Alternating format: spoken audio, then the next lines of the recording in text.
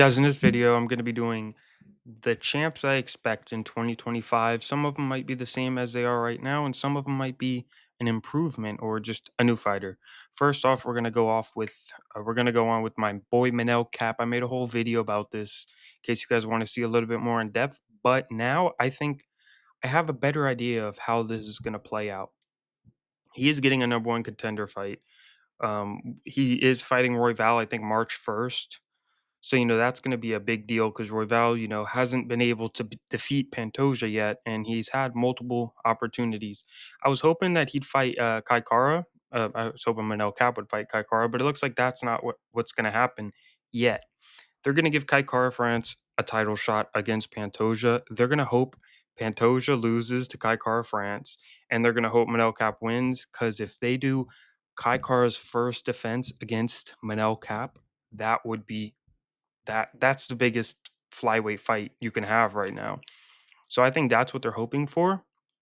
I don't know if they'll get it, but I do see Manel Cap going through Brandon Royval and then getting a title shot immediately afterwards because the division needs needs contenders, and I could see Manel Cap beating Pantoja. I think Manel Cap's just very well rounded and very quick. And I think his volume and accuracy will be able to, kind of give Pantoja something he hasn't dealt with before. I know they fought once already, but Cap fought him on short notice and it was his UFC debut. I think Cap improved a lot.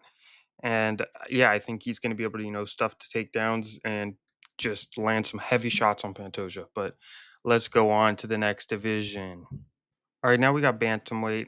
I'm going with Umar Nurmagomedov. Listen to this. I think the UFC really wants Umar Nurmagomedov as a champion. I don't think they want Marab. So, if I had to guess, if Umar is most likely, I think it's going to be a tough fight, tougher than a lot of people think. I think he's going to beat Marab and just be inactive. I don't see them giving Marab like an instant rematch or anything like that because I really think they want him out of there. So I could see Umar winning just because his striking's improved a lot, and on the ground he's pretty good.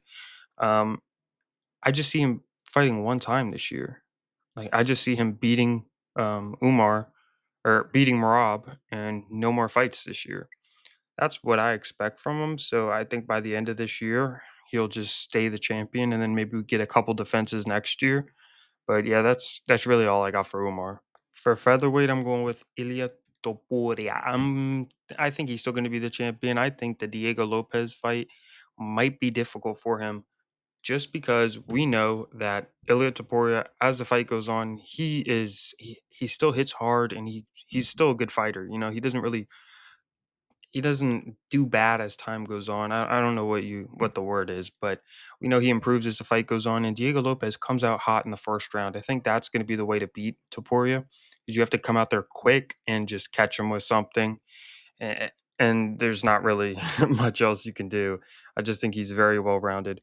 But I think there's a chance that Diego Lopez could beat Ilia Topuria, but I think Ilia Topuria will get an instant rematch and most likely win. I think the way Diego Lopez wins is by something that can't be really replicated. Just catching Ilia Topuria, and I can't see him catching him back to back. So even if he does win, Diego wins. I think Ilia Topuria will be able to get that belt back, and I think the division is going to be a little dry for Ilia Topuria. There's nothing really else for him at the moment. But I mean, besides Diego Lopez, I mean, we could do Alex Volkanovski, if he wins another fight, I don't want to see that really, but he could fight Topuria. But I don't really see much in this division right now that would be an issue for Ilia Topuria. So I think by the end of this year, he'll still have this belt in featherweight. Who knows if he goes up? I don't think he will, but yeah, I think he's gonna keep this belt to the end of the year. Now we got the lightweight division. Again, I think this one's not going to change. Islam Makhachev will be the champion by the end of the year. He's going to be fighting Arman in January.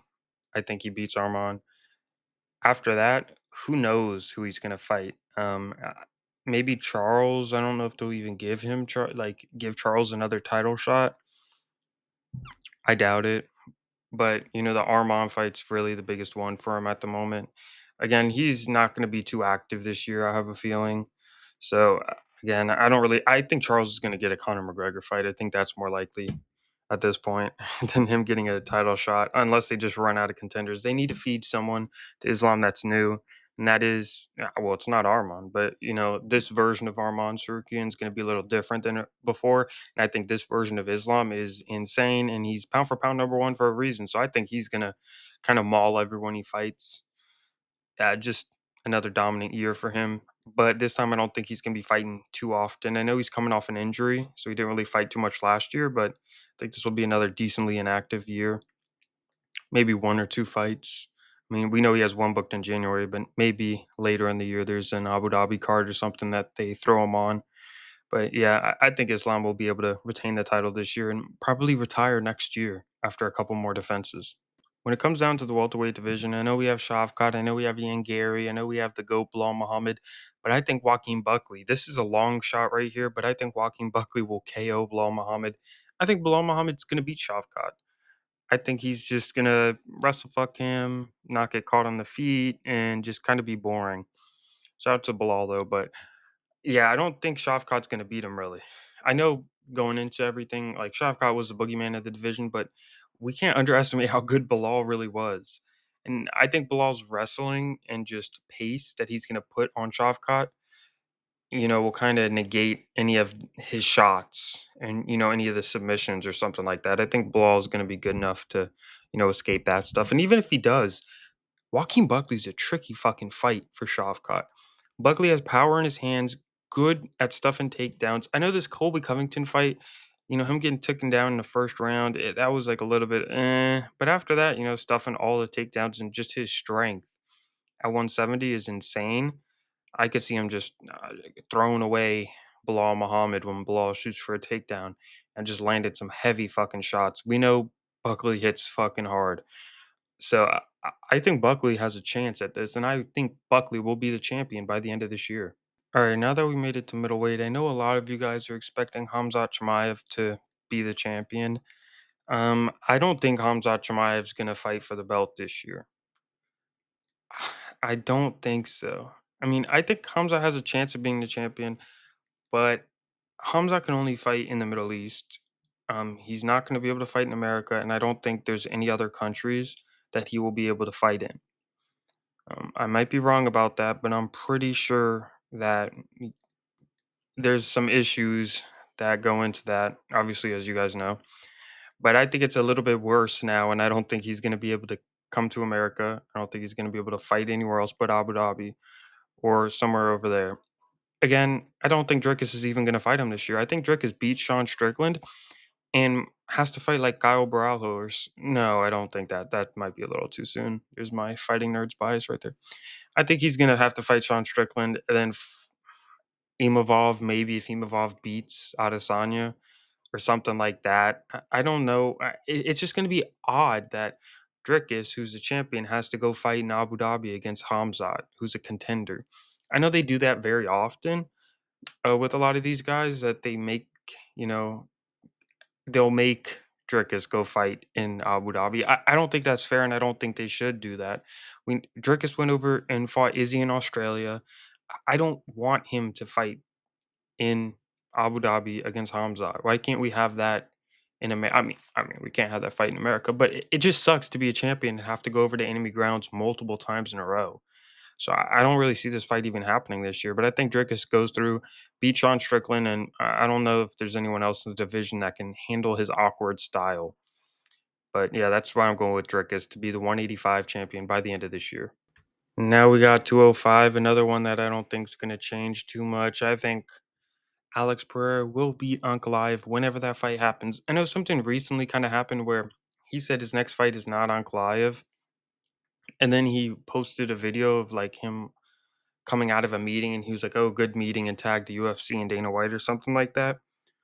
I think his next fight is Ankalaev. I'm pretty sure it is. He has to fight Ankalaev. I don't know who the fuck else he could fight. I think he beats Ankalaev, and I think he beats Jamal Hill or Jan. Or wait, no, is he fighting Yuri? Whoever the fuck he's fighting. Pretty sure it's Yuri.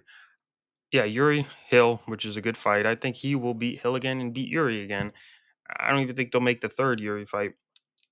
who fucking like what is going on with this fucking division? Why is 205 cursed? Fight Ankalaev. Knock out Ankalaev. He will beat Ankalaev. And then I think he's going to sit out for a while and wait to move up to heavyweight and fight for that belt. Fight Aspinall, fight Jones. I think that might have been what he was hinting at that phone call. Maybe just putting it out there, but I think the whole time he's actually going to fight Ankalaev, and he's just trying to fucking bullshit everyone into thinking that he's not. I really hope that's the case. But yeah, I could see him knocking out Ankalaev, knocking out Jamal Hill again, and then just waiting around. He was active this year. He saved a lot of events. I know he's getting older, but he has time to wait around. He might just go up to heavyweight, maybe fight Jones if he loses, Jones if he wins, might just fight Jones and just fuck Aspinall over. Who knows? But yeah, I could see him having this belt by the end of 2025. When it comes down to heavyweight, I think Tom Aspinall is going to win the belt by not fighting Jones. I think Jones is going to retire and relinquish the belt, and I think they will give it to Tom Aspinall.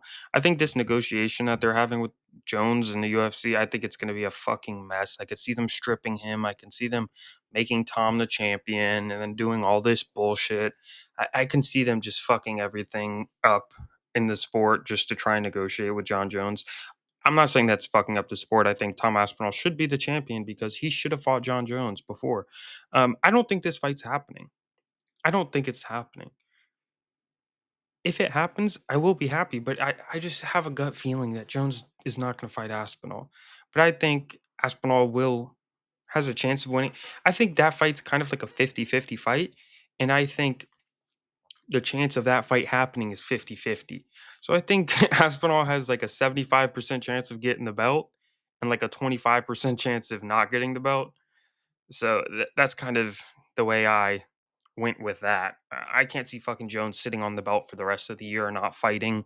Strip him if he does that. That is disgusting and holding up the whole division for no fucking reason. But yeah, I could see Aspinall having the belt by the end of 2025, and all is right in the world. If you made it this far in the video, drop a comment down below. Let me know if you think any of these predictions are stupid and if you think any of them are good. Just drop some hot takes that you have about this list in the comments below. I'll respond to you guys. Like and subscribe. I'm out.